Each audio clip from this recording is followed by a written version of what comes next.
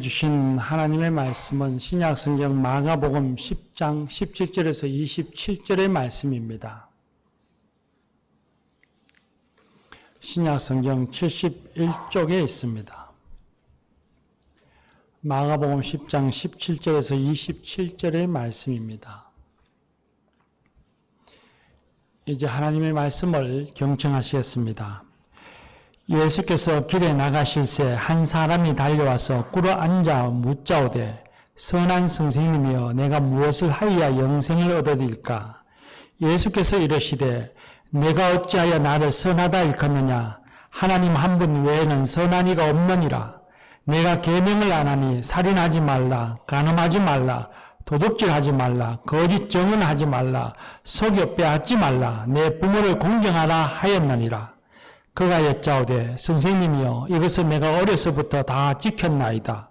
예수께서 그를 보시고 사랑하사 이르시되 내게 아직도 한 가지 부족한 것이 있으니 가서 내게 있는 것을 다 팔아 가난한 자들에게 주라.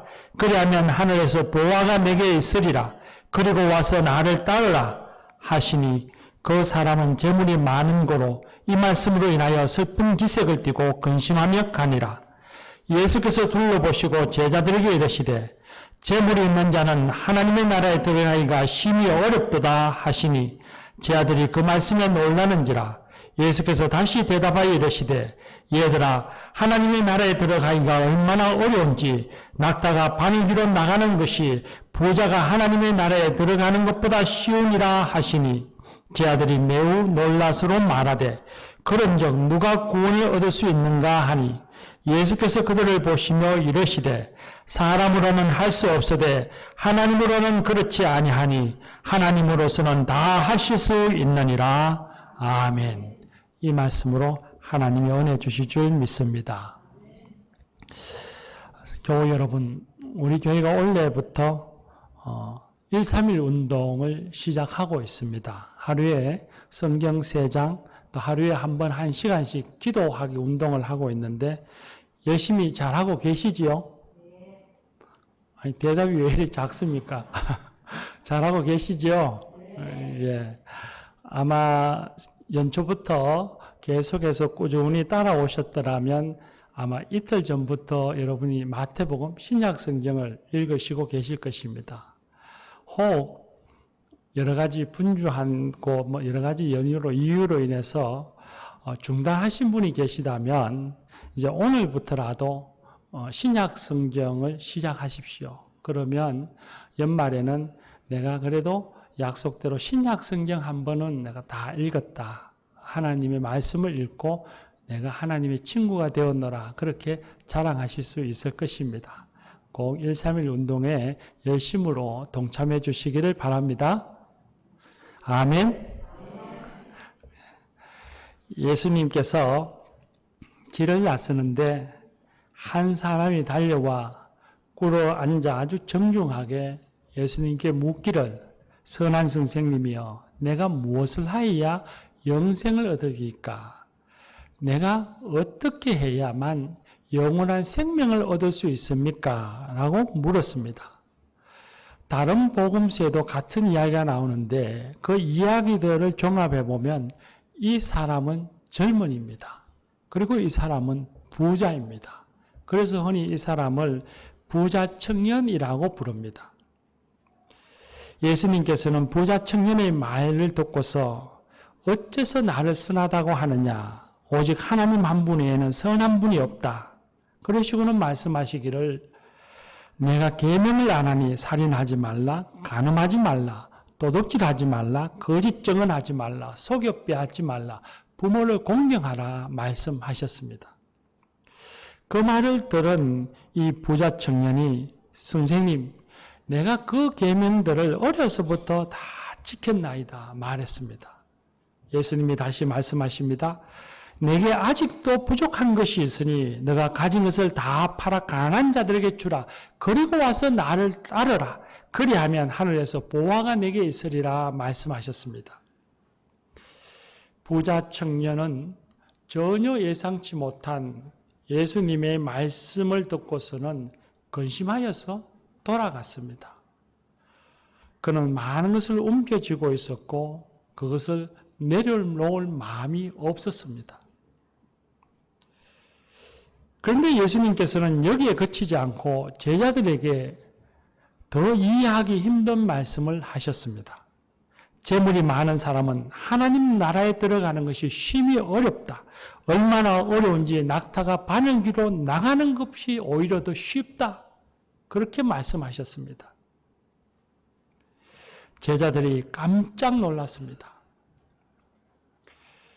당시에는 제자들과 예수님이 살던 유대 사회 당시에는 부를 착한 행실의 결과로 생각했습니다. 착하게 사는 사람은 하나님이 재물을 복으로 주시고 그리고 잘 못 사는 사람들은 가난하게 된다고 생각하고 살았습니다. 이것이 그 당시의 세계관이었습니다. 그러나 예수님은 그런 말씀을 하시지도 않았고 그런 의도를 갖고 계시지도 않았습니다. 부자가 되는 것이 선행과 복의 증거라고 말씀하시지 않았습니다. 예수님은 그렇게 단순한 논리, 선하게 살면 하나님이 복을 주셔서 물질이 많고 잘못 살면 하나님께서 복을 주시지 않아서 물질이 없고 가난하다. 이런 단순한 논리를 갖고 계시지도 않았고 이데올로기적인 편견을 갖고 있지 않았습니다. 예수님은 부에 대하여서 옳고 그름을 절대화하시지 않았습니다. 부자라고 해서 죄가 있는 것도 아니고 부자라고 해서 다 나쁜 것도 다 좋은 것도 아니요. 가난하다고 해서 다 착하고 나쁜 것도 아니라고 말씀하셨습니다. 제자들이 놀라서 예수님께 물었습니다. 그럼 누가 구원을 얻을 수 있습니까? 예수님께서 말씀하셨습니다. 사람으로서는 할 수 없다. 그러나 하나님으로서는 다 하실 수 있느니라 했습니다. 영생을 얻는 것, 하나님 나라에 들어가는 것이지요. 영생을 얻는 것, 하나님 나라에 들어가는 것은 너희 힘으로 할 수 있는 것이 아니다. 하나님이 다 하신다. 하나님께 맡기면 얼마든지 가능하다 말씀하셨습니다.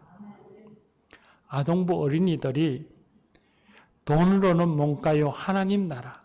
힘으로는 뭔가요? 하나님 나라. 오직 믿음으로 가는 하나님 나라라고 부르는 찬양 가사처럼 예수님께서는 하나님에 의해 영생을 얻을 것이라고 말씀하셨습니다.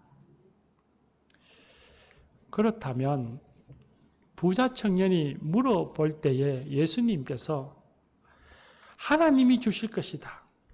하나님만 믿어라. 이렇게 한 말씀만 하시면 다 대답이 되어지고 끝이 날 것 같은데 왜 우리가 다 이해하기가 힘들 정도로 어려운 이야기들을, 긴 대화들을 하셨을까요? 예수님께서는 부자 청년의 내면과 그 삶을 꿰뚫어 보셨고 사랑하셔서 언제나처럼 대화를 통해 그에게 진리를 가르쳐 주셨던 것입니다.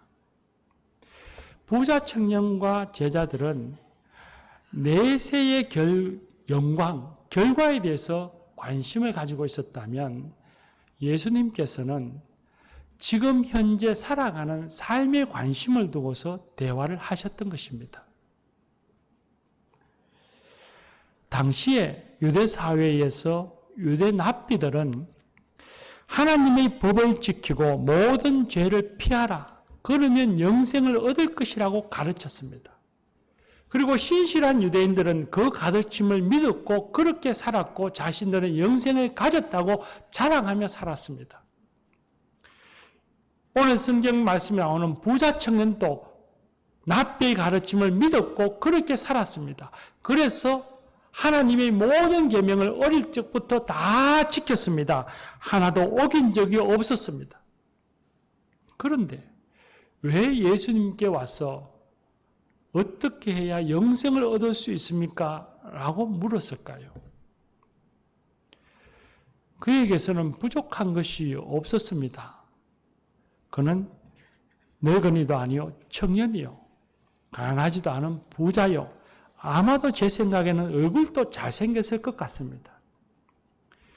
유대 사회의 관점으로 보면, 그때의 가치로 보면 부족한 것이 전혀 없는 사람이었습니다.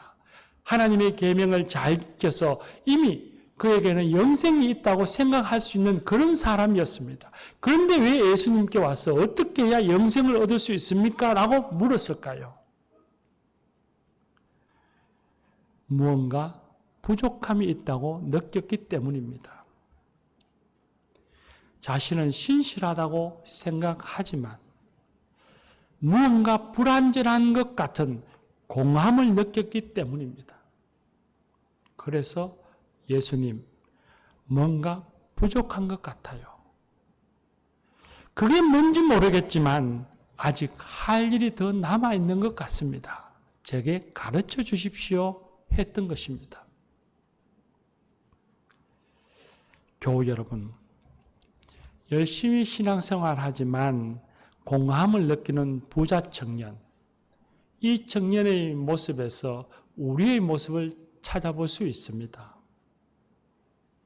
우리도 열심히 신앙생활합니다. 주일 예배에 한 번도 빠지지 않고 늘 참석합니다. 그리고 전도의 모임에도 나갑니다. 그리고 직장에 가서, 가정에서, 사회에서 열심히 일하고 정직하게 살고 있습니다. 신앙생활 열심히 하고 도덕적인 삶을 살아가는 사람입니다. 그러나 현실에서 신앙인으로서 살아가면서 무언가 부족하고 공허하다는 것을 느끼며 삽니다. 하나님의 은혜와 권능을 말하지만 그 은혜와 권능을 일상에서 별로 느끼며 사는 것 같지 않습니다. 목사는 하나님의 말씀을 빌려서 하나님께서 우리의 삶에 함께하고 계신다고 말하지만 그런 확신도 그런 경험도 느껴보지 못한 것 같습니다. 심지어는 어느 때는 구원의 확신조차 흔들릴 때가 있는 자신을 발견하게 됩니다. 분명 신앙인으로서 신앙적인 삶을 살아가고 있는데 일상에서 하나님과의 친밀함을 느끼지 못하고 살고 있는 것입니다. 어떻게 하면 이 공허함을 해결할 수 있을까요? 예수님이 부자 청년에게 말씀하셨습니다. 아직도 한 가지 부족한 것이 내게 있다. 모든 것을 잘하였고 지금 너가 행하고 있는 것 다 중요한 것이다. 그러나 아직 한 가지 부족한 것이 있다. 말씀하셨습니다. 그리고 계속해서 말씀하시기를 내게 있는 것을 다 팔아 가난한 자들에게 주라. 그리고 와서 나를 따르라. 명목상의 종교인이 아니라 정말 하나님과 친밀해지고 싶고 하나님의 은혜와 권능의 삶에서 나타나는 것을 보고 감격과 기쁨의 삶을 살고 싶으냐? 그러면 내가 가진 것을 가난한 자들에게 나누어 주고 나를 따르라 말씀하셨습니다. 나를 따르는 제자가 되라 하시는 그 예수님의 말씀에 부자 청년은 슬픈 기색을 띠고 좀 더 정확하게 말하면 비탄에 잠겨서 근심하며 집으로 돌아갔습니다. 왜 이 부자 청년은 예수님의 말씀에 예, 알겠습니다. 제가 순종하겠습니다. 그렇게 하겠습니다. 라고 대답하지 못했을까요? 오늘 우리가 읽은 말씀에는 보면 재물이 많은 연고라고 했습니다. 이 말씀을 좀 더 우리가 풀어서 이해해 보면 부자 청년은 매우 신실한 사람이기는 했지만 그에게서 구원자는 하나님이 아니라 돈이었기 때문이었습니다. 그에게서 하나님은 구원자가 아니라 자신을 도덕적인 삶으로 이끌어주는 도덕 선생님, 삶의 리더 정도로 여겼던 것입니다. 자신의 마음의 중심에, 삶의 중심에 하나님이 계셔야 할 그 자리에 하나님을 모시지 않고 돈을 모시고 살았던 것입니다. 그런 청년의 내면과 삶을 예수님이 꿰뚫어 보셨기 때문에 내가 가난한 자에게 내 재물을 나누어 주고 나를 따르라고 말씀하신 것입니다. 예수님께서 하신 말씀을 한 문장으로 정리하면 간단합니다. 부자 청년에게 하나님이냐 돈이냐 너가 선택하라 하신 말씀입니다. 교우 여러분, 예수님께서 오늘 우리에게 찾아오셔서 이 제자에게 하셨던 말씀처럼 우리에게 하나님이냐 돈이냐라고 물으신다면 우리는 무엇이라 대답하시겠습니까? 예수님께서 오늘 우리에게도 부자 청년에게 말씀하신 것처럼 내게 한 가지 부족한 것이 있으니 가난한 자에게 나누어 주고 나를 따르라. 하나님만을 구원자로 삼아라. 하나님을 삶의 중심에 모시고 살아라. 하나님을 구원자로 삼고 오직 하나님만을 의지하며 살아라고 말씀하시지 않겠습니까?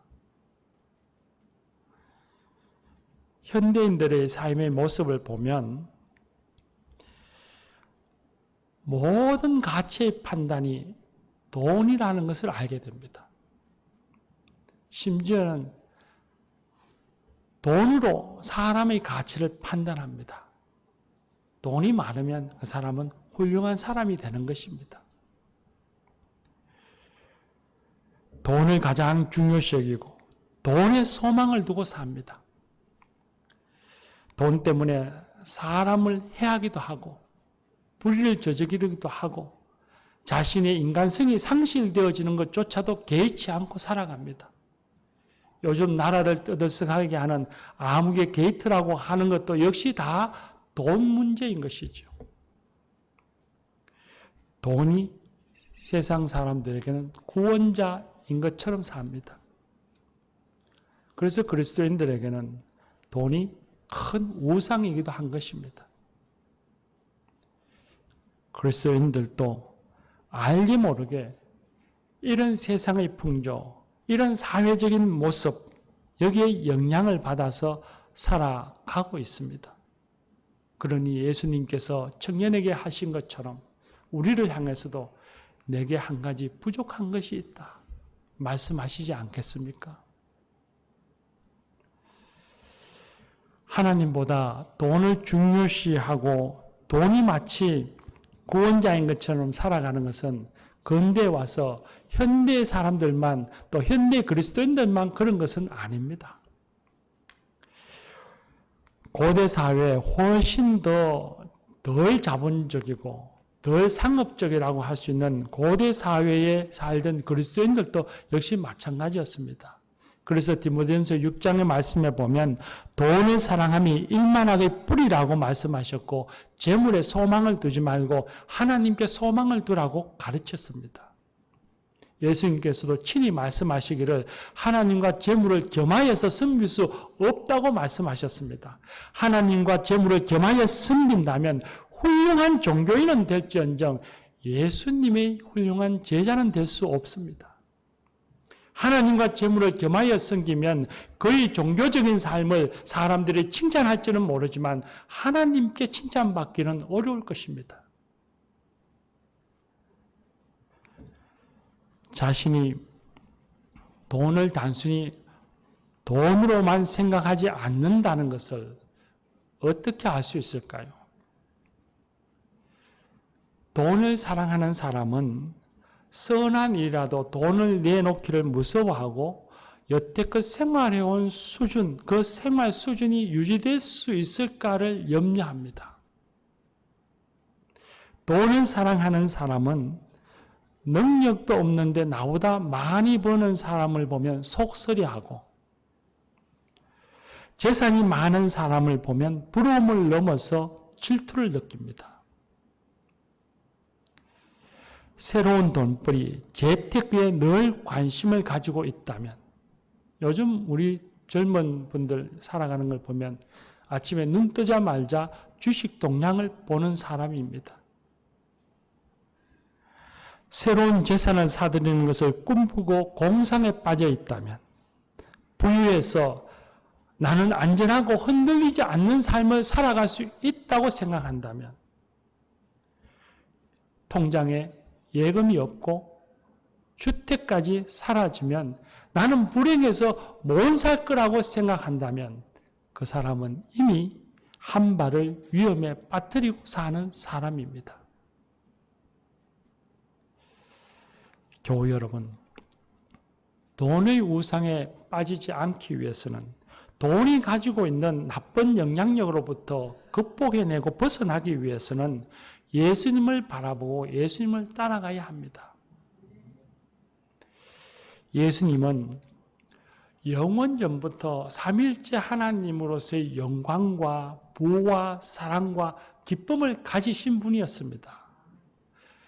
예수님이야말로 막대한 부를 가지고 계신 분이셨습니다. 그런 예수님께서 우리를 위하여서 이미 그 큰 부를 내려놓으셨습니다. 우리를 위해서 가난해지셨습니다. 그렇게 우리를 위해서 모든 것을 내려놓으신 예수님께서 우리를 향해서 내가 행한 십자가를 바라보라. 그리고 이제부터는 돈에 대한 마음과 태도를 완전히 새롭게 만들어라. 우리에게 말씀하고 계시는 것입니다. 돈의 부정적인 힘을 깨트릴 수 있는 유일한 방법은 우리를 구하기 위해 전부를 내어주신 예수님을 바라보며 살아가는 것입니다.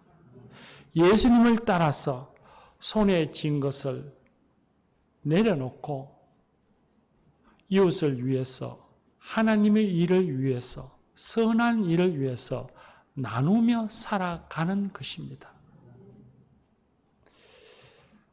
제가 요즘 장인어른이 몸이 많이 불편하셔서 칠곡에 있는 가톨릭 피부과 의원에 매주 정기적으로 모시고 갑니다. 그 병원은 1950년대에 가톨릭 재단이 세운 병원입니다. 다들 어렵고 힘든 때 시절이죠. 근데 그때에 가톨릭 신자들이, 또 외국에 있는 프랑스에 있는 신자들이 또 돈을 헌금을 해서 그 병원을 세웠습니다. 그 병원에 들어가면 그 전면에 그 병원이 세워진 역사와 함께 헌금하고 또 힘을 모았던 선교회의 이름이 기록되어져 있습니다. 그걸 보면서 병원에 가서 제가 그 당시 헌금했던 사람들의 마음, 그들의 태도, 그런 것들을 깊이 생각해 본 적이 있습니다. 그런데 가톨릭 신자들만 그런 것이 아니라 우리 개신교도 마찬가지입니다. 대구에도 그런 일이 많습니다. 대구에 있는 개성학교, 개성중고등학교, 신명학교, 대구 개명대학교, 그리고 동산병원, 그 모든 것들도 다 선교사님들이 세운 곳입니다. 언제부터 교회에 속해져 있지 않고 재단법인이 되었는지는 알 수 없지만 그 학교, 그 병원 다 선교사님들을 통해서 미국의 교인들이 헌금해서 세운 곳입니다. 그리고 지금 그곳에서 배움이 있고 치료가 일어나고 있습니다. 미국의 교인들이 1900년대 초 지금처럼 물질이 풍부하지도 않은 때에 헌금을 했습니다. 그들이 쓰고 남아서 돈을 주체할 수가 없어서 이 먼 이국 땅에 한 번도 와본 적도 없고 본 적도 없는 동방의 먼 나라, 이 작은 나라를 위해서 헌금했겠습니까? 아니면 그들은 돈이 귀하지 않아서, 귀히 여겨지지 않아서 우리에게 헌금했겠습니까? 그들은 이 먼 나라에 얼굴 한 번 본 적 없는 이 땅의 백성들을 위해서 헌금할 때에 정말 많이 기도했을 것입니다. 헌금을 시작하기 전부터 기도했고 헌금을 매달 드리면서 그들은 기도했을 것입니다. 얼마나 많은 눈물을 흘렸는지 우리는 다 상상할 수가 없죠.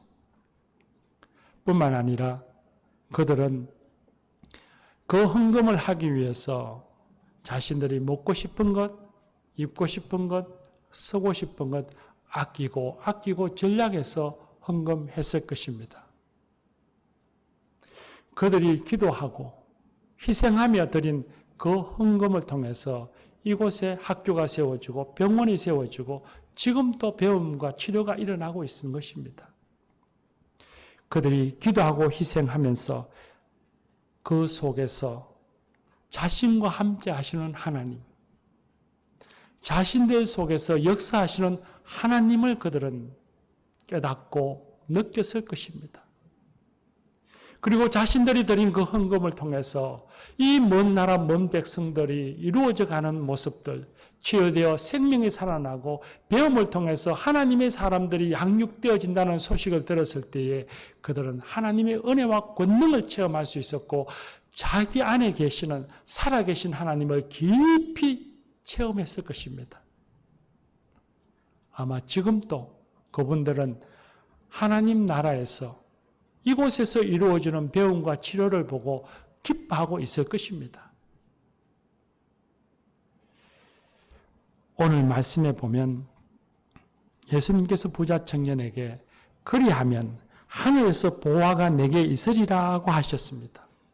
이 말씀은 미래 하늘나라에서 누리는 보화를 의미하는 것이 아니라 지금 이 땅에서 하늘에서 내게 주신 보화를 의미합니다.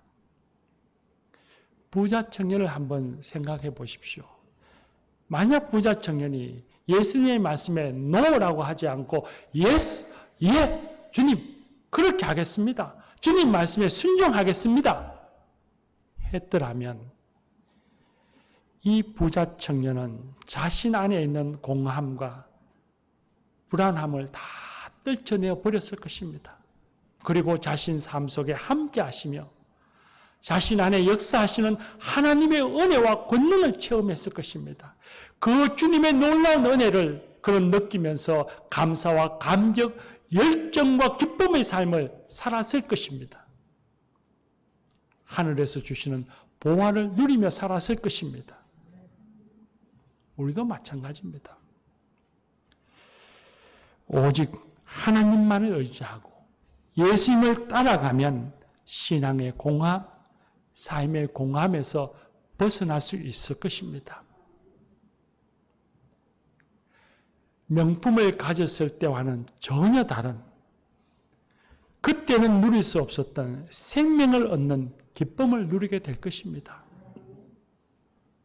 내 안에 계시는 하나님, 나를 통해서 역사하시는 하나님, 내게 은혜와 권능으로 임하여 계시는 하나님을 만날 수 있을 것입니다. 그리고 내가 하나님의 자녀가 되어지고 주의 제자가 되어졌다고 하는 감격과 기쁨, 자부심을 갖고 이 땅에서 살아갈 수 있을 것입니다. 기도합시다.